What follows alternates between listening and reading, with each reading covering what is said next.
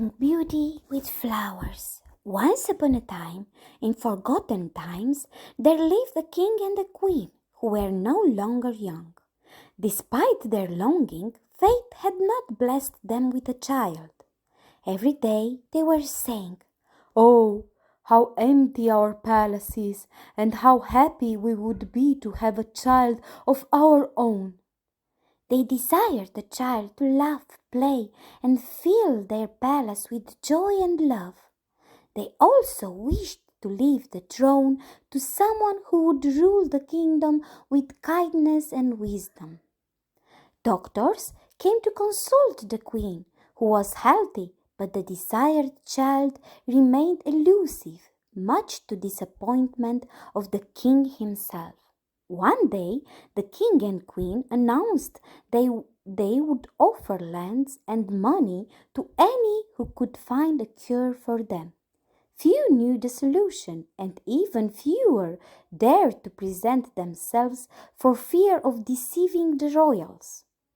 They were deeply loved by their subjects, and the futile illusions and hopes will complete their sadness. However, a man came forward, offering to rule the kingdom after their passing. He presented himself as educated and kind.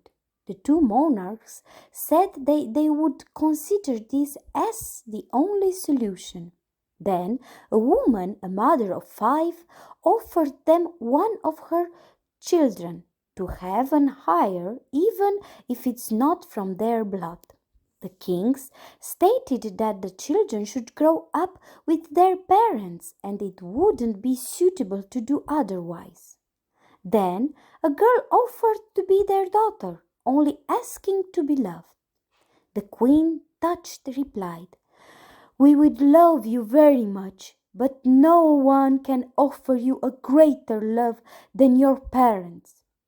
Disheartened and ready for bed, a simply woman appeared and said, "A strong desire is hard to obtain. What is beautiful is sometimes painful.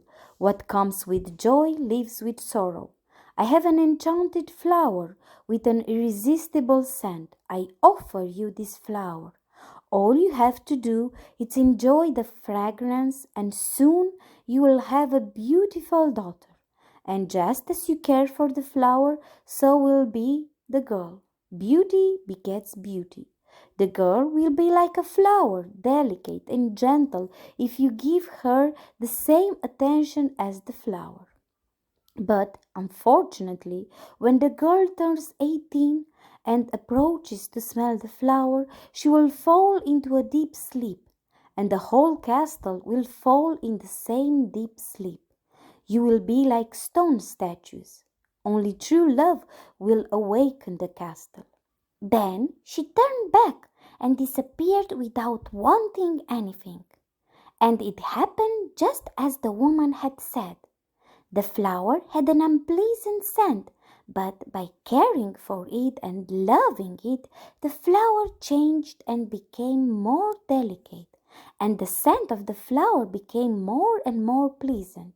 Soon after, the queen gave birth to a beautiful girl, and she was so beautiful that the emperor was overjoyed.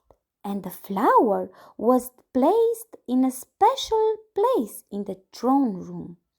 The king and queen were extremely happy because the girl was cheerful, smart, generous, and they loved her very much. Sometimes they forgot about the sad prediction. They wanted to be happy for as long as possible. The princess loved flowers and animals very much. She was always surrounded by them. She liked to walk through the forest and talk with animals. And one day she called the animals and told them, "When I turn 18, I will fall into a deep sleep. Please, watch over the castle, take care of my parents, and don't leave any bad men to approach. Only God knows how it will end." And the girl made sure to remind them of this often, spending more and more time around them each day. Years passed by, and the princess grew, becoming more beautiful, kind, and gentle.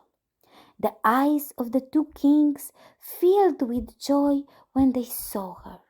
When the girl turned 18, the flower's scent became stronger.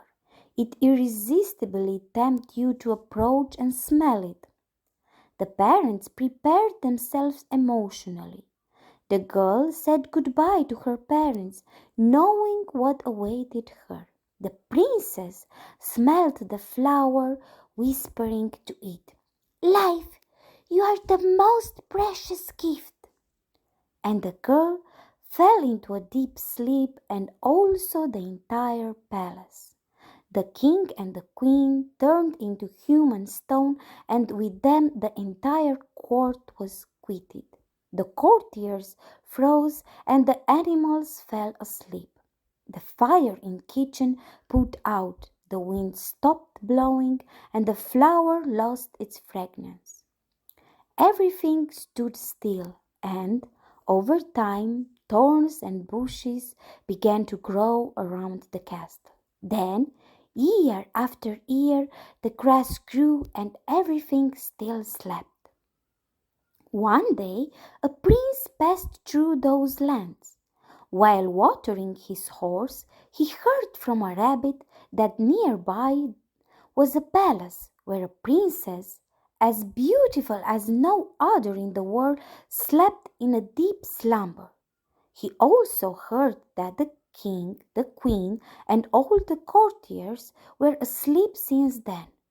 Everyone knows this story because the princess loved animals and told them about her pain. The horse showed him the way and showed him the bushes and thorns that had grown. The prince said to himself, "I'm not afraid. I will make my way to the castle and see the sleeping beauty right now, even if it cost me my life." But as he approached the castle, the scent became terrifying. The flower spread its repulsive scent to keep those who wished to approach the castle away. But the prince did not retreat. He advanced with courage, and behind him everything disappeared as if it had never been there. Everything gave way, leaving him unharmed. In the palace courtyard, everything was motionless. In the throne room, next to a flower, stood the king and the queen.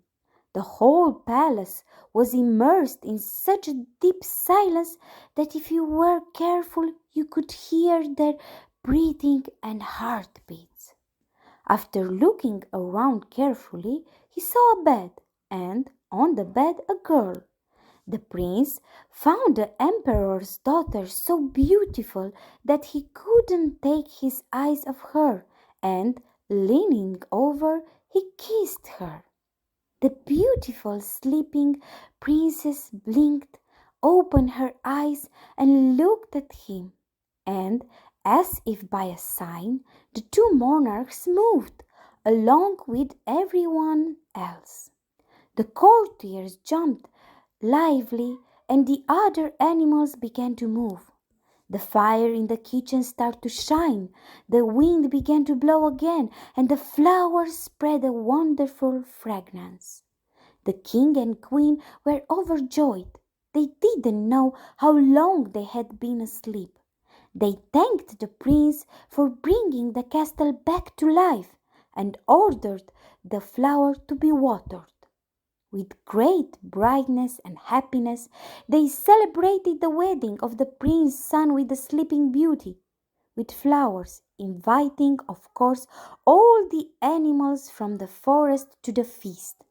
And they all lived happily ever after. And that's the end of the story.